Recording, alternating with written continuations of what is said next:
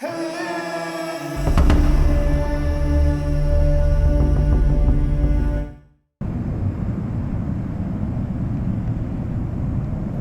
next morning they realized the full extent of the danger they would be in if on the top. An eruption in progress. A perfect wake-up call.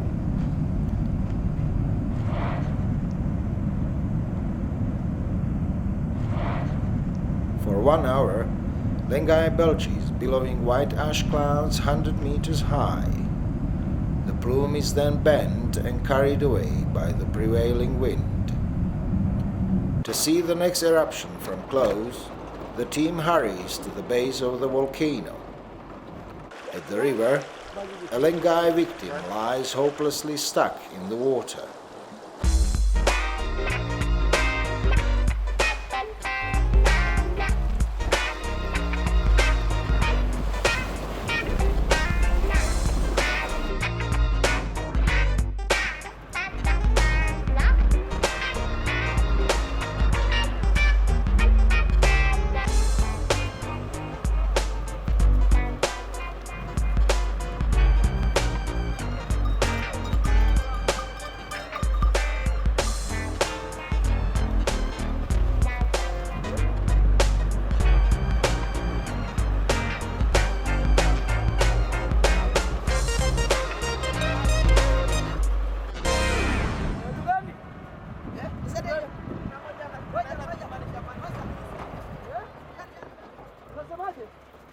Naomba jamani msindikishe huyu dogo anayepata huko milimani.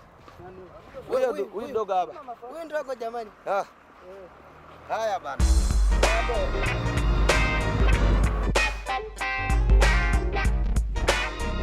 The driver has to negotiate numerous steep gullies that often stretch only a car width.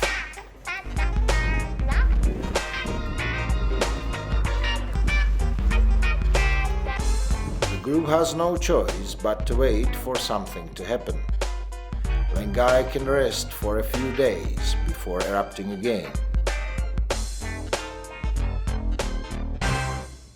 During the past several months, the intermittent explosive activity, with ash plumes increasing in height up to several thousand meters above the volcano, alternating with periods with minor puffing or degassing, or with seemingly dormant phases, has been a ritual of Lengai during this explosive period. From the lower slopes, the ashfall is clearly visible over the escarpment and highlands. Ash killed the formerly luxuriant vegetation that fed Maasai livestock. On the west side of the volcano, heavy ashfall forced the local Maasai to flee from their home. When wind arrives, the land blanketed with loose ash can be an additional nuisance. Ash storms like these appear around Lengai without warning and just too often. They reduce visibility for hours over large areas of rift. Fine ash is blown by strong winds, hundreds of meters high. Maasai take these storms at their stride as they attempt to the herds. Any activity on ash slopes prove to be difficult, sometimes impossible. Ol Doinyo Lengai is the sacred mountain of Maasai. The name literally means mountain of God. The Maasai still bring offerings to its foot and sometimes hear God thundering in the summit.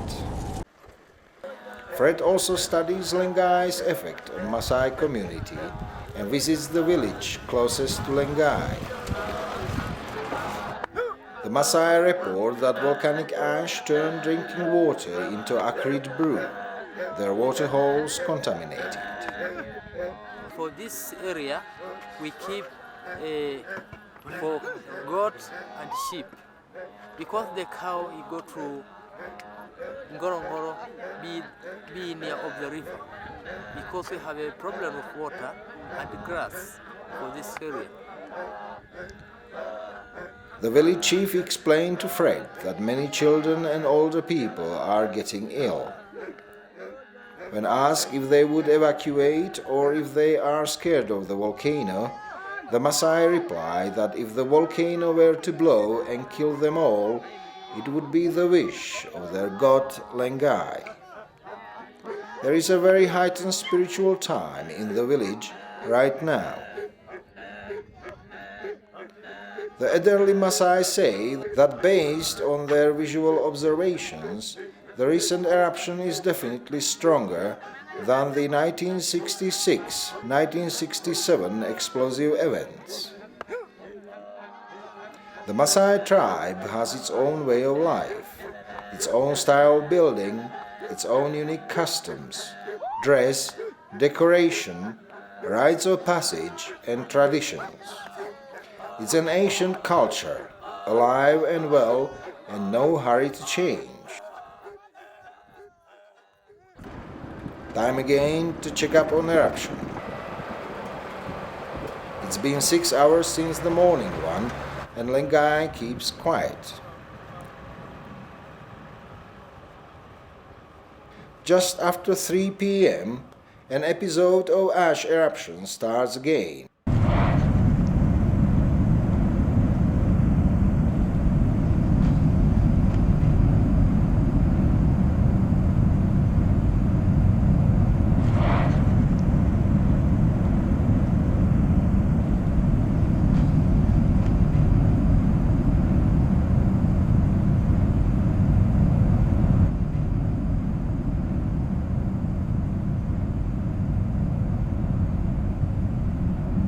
One time in 2004, there was a Norwegian film team and there was a vent in the crater floor with very strange gurgling noises coming. So they stuck their microphone into the vent. I think it's one thing to be down here looking at it, it's another to be on the top.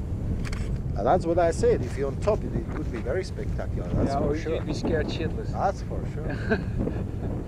I mean, how high are these ash plumes anyhow? It must be like hundreds of meters right now. Well, this is why I'm concerned, because we don't know what this gas is exactly. The loose one can easily grow 500 meters, but it's being blown away. Yeah. But when you stand on the crater floor or the crater rim, it will be very spectacular, big and all over the place. But it wouldn't be dangerous. It's not the ash cloud, it's the rocks flying. But you would see from here, if big rocks were flying, you would see them flying. The group decided that before the hike, they would spend a day watching the activity, because at this point, nobody knows if there would be another big eruption, or whether it would be safe to camp on the mountain. So when the group saw these pretty decent-sized clouds come out, the question was whether they would be safe. In case of a bigger eruption, it would be very dangerous for anyone in the crater, so they are concerned about camping on top, if they can actually escape down on the other side of the volcano quickly when a need arises. They think that to minimize the length of time on the top is to possibly just going up for the day, or to try to camp there for one night or two. There have been concerns associated with present dangers on Lengai, but the team are pretty confident that they should be able to visit the summit safely. However, they will still give it one more day at the base, or maybe drive to Lake Natron, from where Lengai can be watched. There's not many observations were made of Lengai for the 60s, but then Barry Dawson was working in the 60s and climbed it and identified this natural carbonatite lava as being a distinct type of lava. And in 1966 there was an explosive eruption which basically blew out the interior of the cone, formed a deep pit crater, and this was followed by additional explosive eruption in 1967. After that, it's believed that there was no activity for about 17 years until maybe around 1982. A small natural carbonatite lava flow started in the bottom of the pit crater and filled the pit crater and then started forming small cones that have been called hornitos. and a series of cones formed in the central crater that some of these cones would collapse and eventually be covered up by lava flows from other cones. The lava eruptions take the form of small lava lakes or cones that actually eject lava through vents in the top of the cones. So basically any sort of eruption you could see at any sort of volcano in the world, such as Etna or Stromboli or any others, have occurred at Lengai during this filling up of the crater. From 1997, parts of the crater rim gradually get covered by lava, which flowed down the flanks of the mountain. And the end of August 2007, explosive activity started with large ash explosions, maybe about 7,000 meters above the top of the mountain. There were some pyroclastic flows March of 2008, and after that, around April, the eruptions seemed to start tapering off. The nitrocarbonatite lava that is produced only at Ol Doinyo Lengai during certain phases of its activity is unique in the world because it contains no silicate material. It contains sodium and potassium carbonate to a high degree, and for that reason it's a lower temperature than any other lava in the world. It's only about 510 degrees Celsius as opposed to more than 1,000 degrees Celsius for basaltic lavas.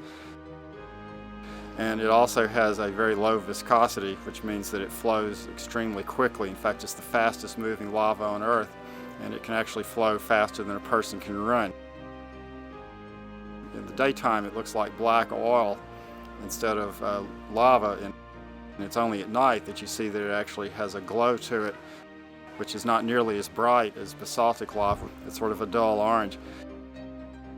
Just a very fascinating thing to look at. You can spend hours watching these lava flows develop, and you can see cones develop in the space of just a few hours, things that might take days and weeks or months at other volcanoes.